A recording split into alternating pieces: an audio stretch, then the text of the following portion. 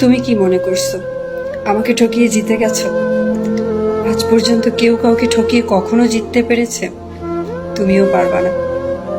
আল্লাহ বলতে একজন আছেন, তিনি ঠিক সময় মতো এর বিচার করবেন।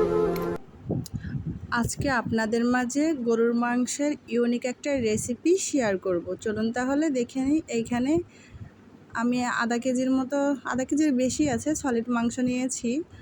আজকে এটা আমি রান্না করব। এখানে আদা, ধনিয়া গুঁড়া, জিরা গুঁড়া, লবণ, হলুদ, গরম মশলা, এলাচ, দারচিনি, তেজপাতা সব দিয়ে দিয়েছি। দিয়ে এখন সরিষার তেল কড়াইতে দিলাম। দিয়ে আমি এখন মাংসগুলো মশলা সহ এখানে দিয়ে দিব। দেওয়ার পরে আমি একটু নাড়িয়ে দিব ভালো করে। নাড়ানোর পরে আমি একটা আলু কেটে নিব, আলুটাও এখানে দিয়ে দিব। দিয়ে ভালোভাবে মিশিয়ে নিব। মিশানো হয়ে গেলে কিছুক্ষণ রেস্টে রেখে দিব। তারপর চলে যাব আমি মূল রান্নায়। চুলায় বসাইয়ে দিয়ে এখন আমি এখানে পেঁয়াজ কেটে দেব, 3টা আস্ত পেঁয়াজ কেটে দিব। আর রসুন বাটা দিব। দিয়ে আমি চুলাটা অন করে দেব, রান্নাটা শুরু করে দিব।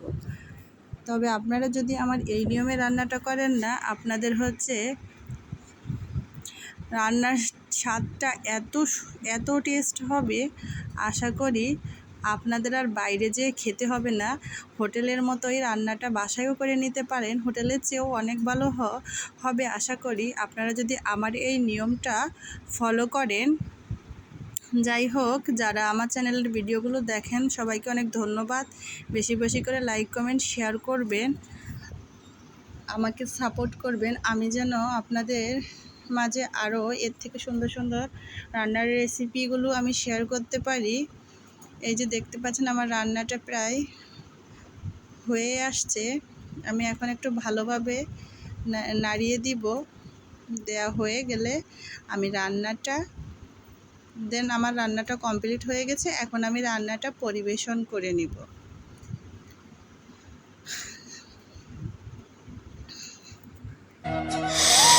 মনে করছিলাম আমি কোনো ভুল করছি, তাই তুমি আমারে ইগনোর করতেছো, কিন্তু আসলে ব্যাপারটা তা নয়।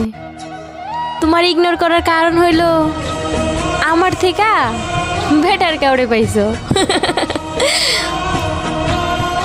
হতাম যদি তোর প্রেমের একটা রাত, দু চোখে স্বপ্ন এঁকে দিতাম।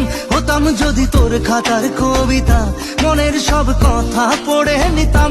তোর ঠোঁটের টাচ সুইট ভেরি মাচ,